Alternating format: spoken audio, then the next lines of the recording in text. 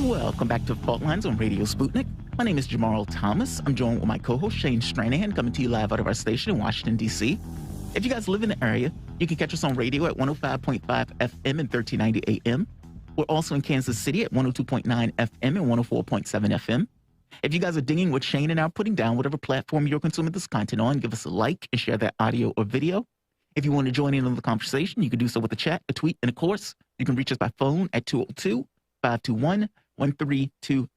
That is 202-521-1320. Your engagement helps make this show what it is, so definitely don't be shy. So yesterday, we had conversation by the basically Joint Chiefs of Staff who was being questioned by the Republicans and by Democrats also, but basically, we knew that it was going to be Republicans that were going to be more scathing on this stuff, especially towards General Milley. Let's go to the first video on this. This is Tom Cotton, and this has to do with whether or not Biden was advised to keep 2,500 troops behind in Afghanistan by the military leaders. Now, Biden basically said nobody told him that. But again, Biden has said multiple things that weren't true in relation to Afghanistan. But Tom Cotton, with some pretty incisive questions here, gets the generals to tell the truth. Let's play the clip. General Milley, it's your testimony that you recommended 2,500 troops approximately stay in Afghanistan? As I've said many times before this committee and other committees, I don't share my personal recommendations to the president, but I can tell you my personal opinion and my assessment if that's what you want. Yes, please. Yes, my assessment was back in the fall of 20, and it remained consistent throughout, that we should keep a steady state of 2,500, and it could bounce up to 3,500, maybe something like that, in order to move toward a negotiated, gated solution. Did you ever present that assessment personally to President Biden?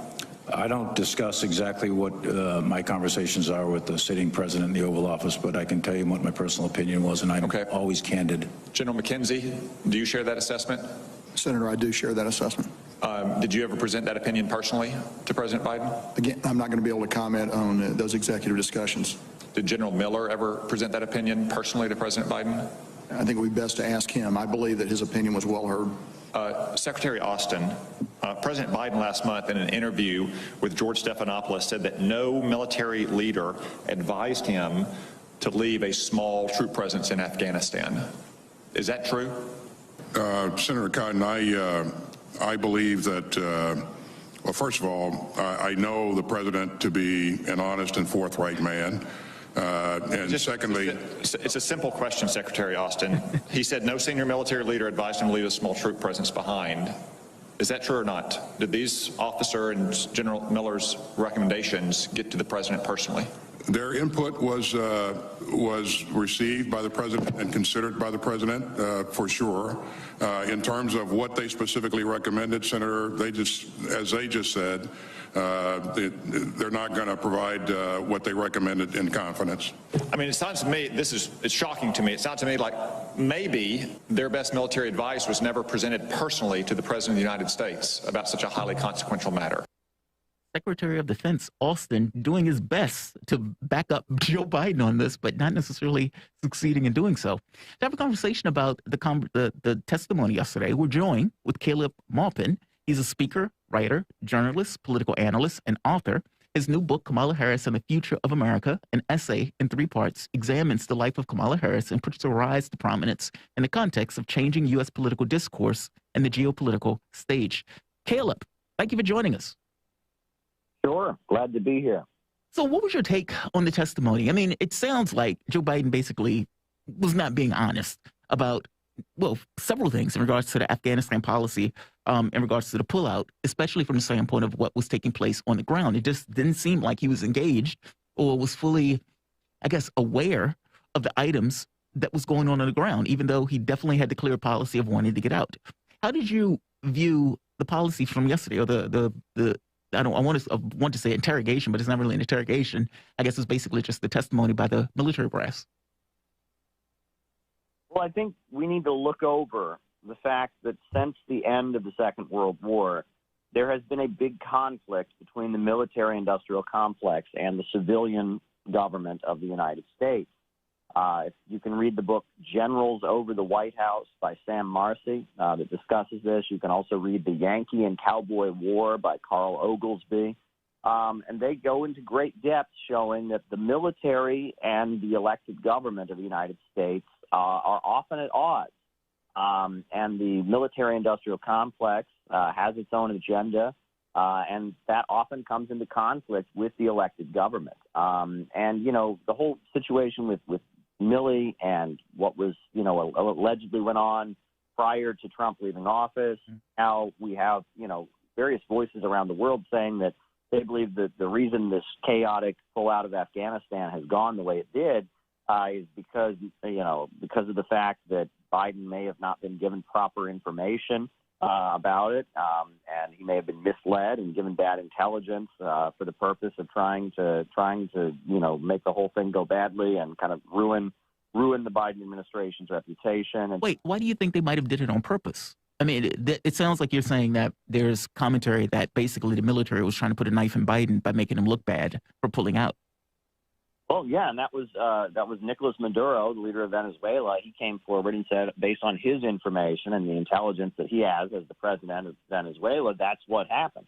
And that they feel that that Biden, you know, made the decision to pull out, and the military-industrial complex didn't particularly like it, and so because of that, they made a point of making sure the pullout went as badly as possible to damage Biden's reputation, and to also put into the mind of the U.S. public, this is what happens when America pulls out. Oh, you know, when we pull out of countries, it's a disaster. See, this is what happens when we don't intervene, to push an interventionist narrative. And to kind of sabotage the pullout so that it would be done very, very badly, and it would have repercussions that would hurt the administration. So, you know, I would argue that this is kind of a fight that has been ongoing. The military-industrial complex is such a big part of the U.S. economy and has been since the end of the Second World War. We've restructured our economy, much like the way Hjalmar Schacht, the Nazi economist, restructured the German economy to be centered around military production. And as a result, it's almost like, you know, Dr. Frankenstein creating a monster and that he can't control. And in some ways, the power in the United States and the more strategic centers of U.S. power, and you know what you can call the Eastern establishment, the wealthier families, the Rockefellers, the Carnegies, the DuPonts. You know, now we have Silicon Valley.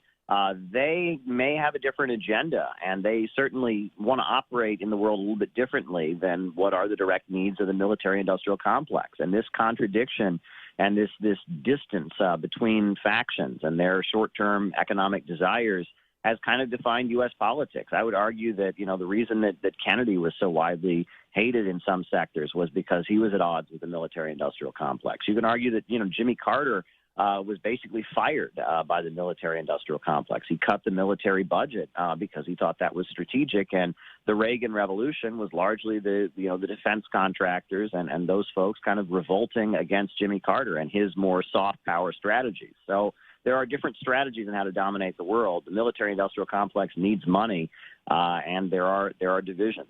We've had over 60 years at this point to learn the lesson from Eisenhower's farewell address, January 17th, 1961, when he notably, of course, warned about the rise of the military-industrial complex. And I buy the argument generally, but when it comes to this specific case, I would attribute blame to both sides of it. And I think that the tendency right now, even in the Cotton clip that we were just playing, Republicans want to hammer Biden.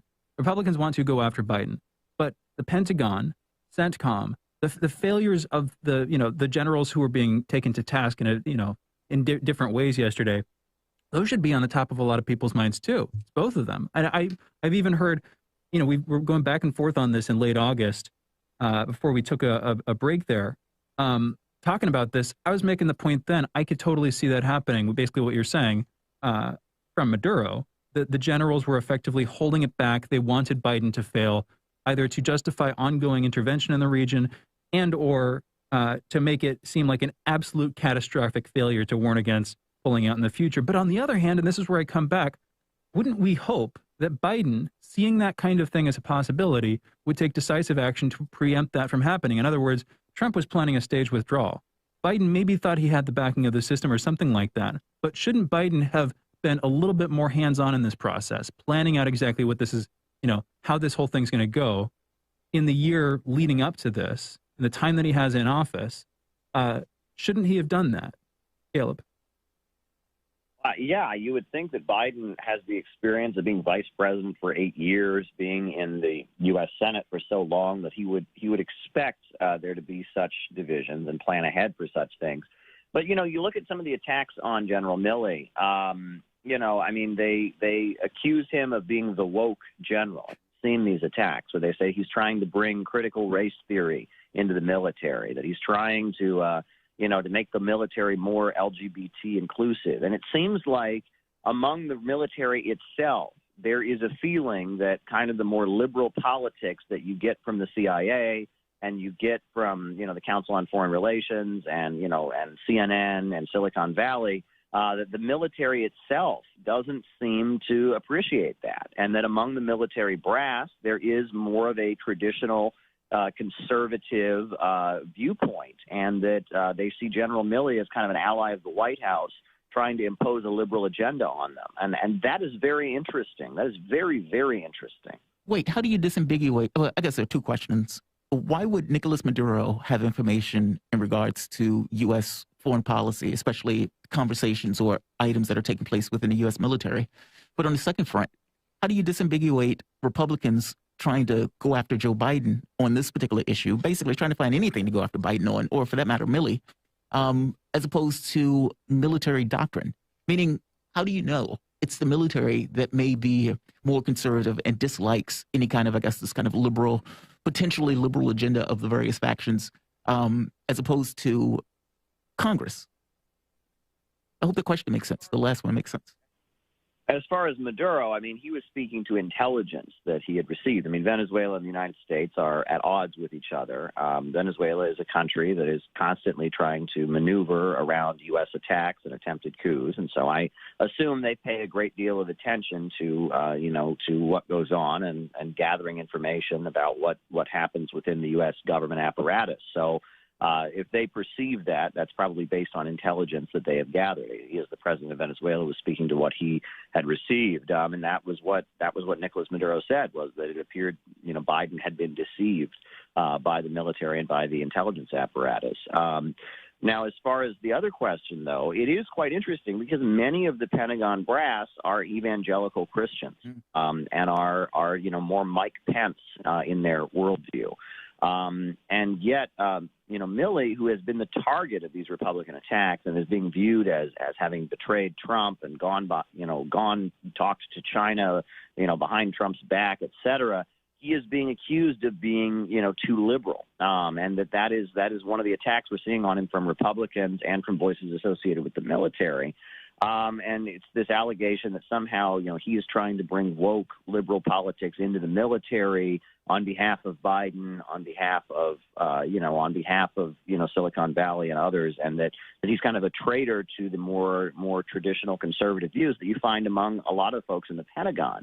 And that is very interesting to me because, you ask questions there. There are people who have raised the issue of, the Pentagon strategist William S. Lind, and he wrote, the concept of fourth generation warfare is one of his main concepts. And he wrote a lot about U.S. strategy in Iraq and such. And he's tied to many kind of far right wing organizations that are, traditionalist and conservative and have different views. So it appears there's kind of a culture war going on within the U.S. military itself, that as the USA becomes more and more, quote unquote, woke in our times, there's many in the military brass that don't particularly want that. And then that raises the question, how can you be woke and be the U.S. military, right? This is the military of the United States that, that seized, Mexico and so many wars. And the U.S. military, if you're going to adopt a Howard Zinn narrative of U.S. history, the U.S. military kind of finds itself in a pretty big identity crisis very quickly. Caleb, I'm going to take us into a brief break. When we come back, I want to talk about the UN General Assembly, which you have been attending for over a week now, I believe. I've seen you constantly there. You were also in the room speaking with Russian Foreign Minister Sergei Lavrov. Heard you get a question in. I want to hear from you the deets. We're joined by Caleb Maupin for this segment and the next. He's a speaker, writer, journalist, political analyst, and author. Follow him on Twitter at Caleb Maupin. Read his articles at calebmaupin.com, and that's CALEB. MAUPIN, calebmaupin.com. You're listening to Fault Lines with Thomas and Stranahan. We will be back with Caleb on the other side of this short break. Be right back.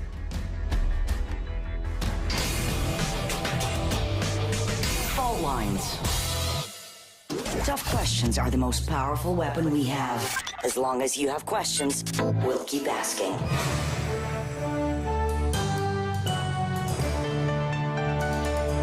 Radio Sputnik.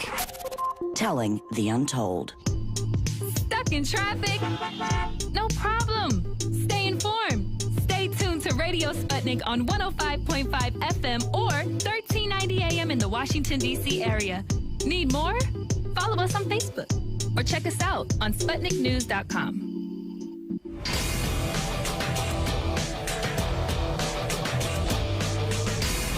Fault lines. And we're back. You're listening to Fault Lines with Thomas and Stranahan. We continue to be joined by Caleb Maupin, speaker, writer, journalist, political analyst, and author. Check him out on his website, calebmaupin.com. Also follow him on Twitter, @CalebMaupin. Caleb, I just want to set us up briefly here. UN General Assembly closing. Can you just give us, in a broad sense, what were you paying attention to? What were the highlights? How significant do you think this event was? And what did you take away from it, Caleb?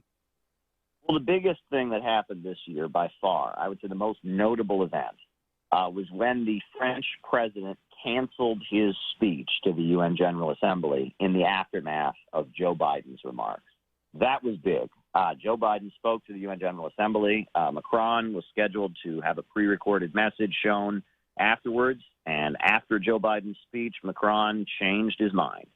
And we didn't hear from France until the foreign minister took the floor on Monday. And we didn't hear from the French president. It was the first time the president of France has not addressed the UN General Assembly since 2005.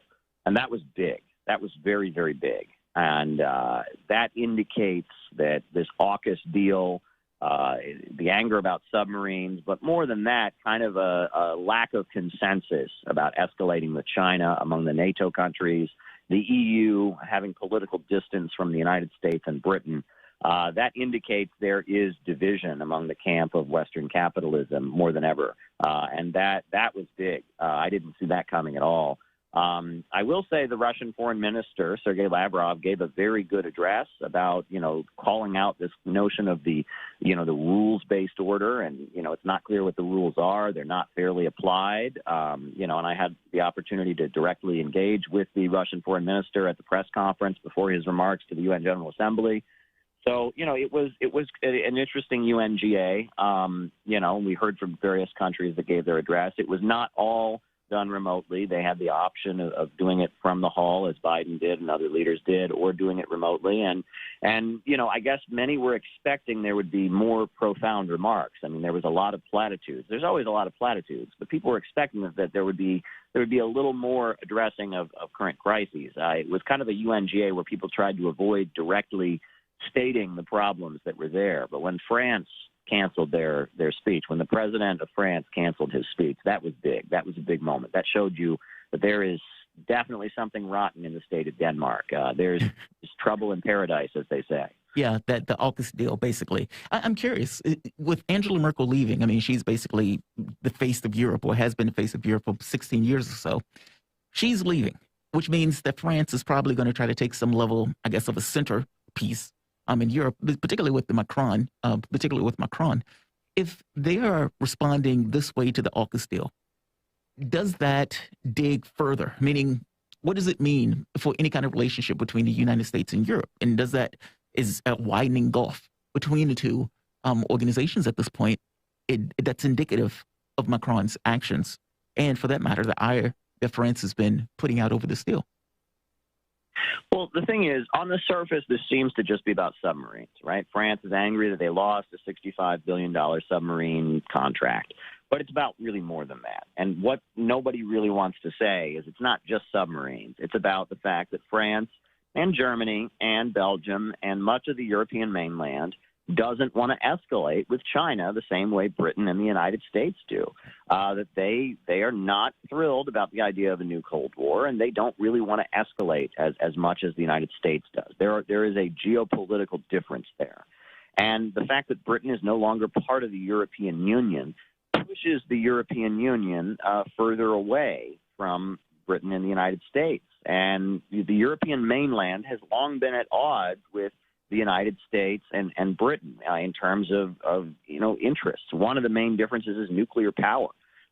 Germany and France, they love nuclear power. Britain and the United States, not so much, right? Britain and the United States are all about the global oil market, but France is all about nuclear power. And that difference has been long-standing, so much so that at one point, a major ally of the United States, Israel, bombed nuclear power facilities in Iraq and killed a French citizen who was working at them. France provided its own nuclear scientists to help Saddam Hussein get nuclear power, and Israel killed one of them when it bombed Iraq's nuclear power facilities during the 1980s. And the European mainland doesn't particularly appreciate, being dependent on oil and having, the oil markets dominated by the British and American companies. And you can go through the history. I mean, the European mainland and what you can call the Anglosphere of the United States and Britain, or, what some might call the Atlanticist powers, the United States and Britain, they have different interests. And they have a different pattern of development. They have different histories. And that contradiction really gave birth to the First World War. And then it was problems, that resulted from the First World War that ultimately gave birth to a lot of the problems and the confusion and the economic crisis that laid the basis for fascism and then the Second World War. And that this tension between the European mainland and the Anglosphere, it remains. There are differences there. We saw this around the Nord Stream 2 issue and the fact that the United States was furious that Germany would dare buy its natural gas from Russia rather than importing it all the way from the United States. There are differences here. And I think the global crisis, economically speaking, the pandemic has exacerbated those differences. Well, that's a pretty good point, actually. I mean, the fact that it's being exacerbating those differences. Is this an in for China on this? I mean, or for that matter, what about Australia? I mean, Australia in this particular situation, China is one of their major trading partners. I mean, even though Europe, I think I agree with you that it seems that there is a division between Europe and the United States. I even agree with the notion that the UK, on some level, was willing, or being part of the European Union was a factor that kind of pulled Europe closer to the United States, and with Britain gone, that basically you have something that's further away. But from a military capacity, meaning whether we're talking about NATO or whether we're talking about Europe trying to form its own military or talking about its own foreign policy, I mean, I guess what I'm asking is, how deep does this dig? I mean, is this a situation where Europe is trying to go their own way in regards to military policy, or are they stuck with us? Either way, meaning they can bellyache all they want. At the end of the day, they're still under the thumb of the U.S. in regards to geopolitical strategy. Well, Germany definitely is. I mean, there's U.S. military bases all over Germany. For Germany to try and go its own way would require a lot of really big changes. France, though, has more of an ability to be independent. We remember during the Iraq War, the Freedom Fries debacle and how Jacques Chirac was opposing the U.S. invasion of Iraq and was demonized. We also remember that, it seemed like France was doing everything they could to fight against the Bush administration. Michael Moore got the Palme d'Or at the Cannes Film Festival and an 8-hour standing ovation for Fahrenheit 9/11. And it seemed like France was just completely throwing down against the Bush administration and the neocons during the Bush years. Then we saw Barack Obama, when he was campaigning for president. Not only did he campaign throughout the United States, but he flew to Berlin and spoke to thousands of people in Berlin. And it was pretty clear the Obama administration was trying to repair relations with France and Germany and with the European mainland. But now what's odd is, so Trump, being a Republican, being a conservative, pushing his America First agenda, he, was telling Europe, that he didn't quite care about them, was trying to make NATO countries pay more for military hardware, et cetera. But you'd think now that Biden is in, things would get better. You'd think, well, Biden, he's trying to undo the damage of Trump. He's a Democrat. He's like Obama. He's going to try to repair things, make France like us more. But Biden's in there, and we see that the differences with France are more intense now than they were during the Trump years. It seems like the United States and France are getting along less than they were when Trump was president. It seems like a lot of what Trump started in terms of foreign policy is still going. Trump shifted to focusing on China as the main, opponent of U.S. power around the world. Focusing on China. That was the Trump administration. Biden is continuing that. Trump seems to have, started, being a little more hostile to the NATO countries, not as friendly. Now that Biden seems to be continuing that. It makes me wonder how much of a difference there really is at the end of the day. It seems like a lot of these foreign policy moves, Trump started them, but Biden is really continuing them. Absolutely true. It was something we were talking about just the other day, and it's interesting to note that with the completely bungled withdrawal from Afghanistan, Biden embarrassed himself more than Trump ever did just with his rhetoric. Biden factually failed to get us out of there. And I get what you were bringing to the conversation earlier, basically the idea that they would have been holding us in, that the top brass, not the rank and file necessarily, but the top brass necessarily, would be trying to do whatever they could to prolong American involvement in Afghanistan, that Biden was pushing against that. That's sort of another conversation, but coming back to the point, this is a continuation of the decline from Trump that everybody was hoping, at least in the international community, everybody was hoping that Biden would put an end to that. It just seems to have escalated it. With Ursula von der Leyen saying that she would, that the European Union would basically be seeking and attaining military independence, at least partially, to intervene in other countries without U.S. approval. Basically, they can do what they want without our say-so about it. That would be a big step away. Do you see that as mostly posturing? If Europe is effectively fractured, if Germany is without Merkel and Europe is without its big heavyweight there, how do you see that, Caleb? Again, the European Union doesn't seem as excited about, fighting with China or fighting with Russia as Britain and the United States are. And so if they're establishing their military independence and saying, we're going to have our own military and we're going to do things our own way, that kind of weakens the U.S. position in the geopolitical games. I think at the end of the day, that's what we're going to see. I mean, the United States isn't going to be able to mobilize the entire Western world around its latest military adventures as it did in Iraq and Libya and Afghanistan and elsewhere. We're going to see Europe having more independence in a military sense. Caleb, I want to go back to one of the clips from yesterday that we didn't get a chance to play, and I want to get your take on it. You remember Milley got into a bit of hot water when Bob Woodward revealed that he had communications with China, basically his counterparts in China, in order to bring down hostilities. Apparently, he saw reports that China wasn't sure how to take Donald Trump's actions, that the provocation, they didn't necessarily know where Trump was going with this, and there was concern in China on what seemed to be an unraveling of the United States, especially around January 6th. And so he contacts the person in China, basically giving a heads up that, look, we will make contact if anything goes on, meaning I'll give you a heads up, bring down the hostility. There was also the secondary conversation where the Joint Chiefs together, basically looking at each other saying, look, the president is not going to be able to make this choice alone from the standpoint of nuclear weapons. I think there was something about Nancy Pelosi eventually called, but basically each one looking around the room being on the same page of having, let's say, an interest or of an influence in the president's choices on any kind of strike. Let's play this clip for the moment. That's a heavy lift. There's a lot to do, a lot to talk about, but everybody has to... Wait, that's not the right one. It's the one with Milley for the moment, and we'll come back to it. I'm going to... I attended a meeting with Acting Secretary Miller where I briefed him on the call. Later that same day, on 8 January, Speaker of the House Pelosi called me to inquire about the president's ability to launch nuclear weapons. I sought to assure her that nuclear launch is governed by a very specific and deliberate process. She was concerned and made various personal references characterizing the president. I explained to her that the president is the sole nuclear launch authority and he doesn't launch them alone, and that I am not qualified to determine the mental health of the President of the United States. There are processes, protocols, and procedures in place, and I repeatedly assured her that there is no chance of an illegal, unauthorized, or accidental launch. By presidential directive and Secretary of Defense directives, the chairman is part of the process to ensure the president is fully informed when determining the use of the world's deadliest weapons. By law, I am not in the chain of command, and I know that. However, by presidential directive and DoD instruction, I am in the chain of communication to fulfill my legal statutory role as the president's primary military advisor. After the Speaker Pelosi call, I convened a short meeting in my office with key members of my staff to refresh all of us on the procedures which we practice daily at the action officer level. Additionally, I immediately informed Acting Secretary of Defense Miller of Speaker Pelosi's phone call.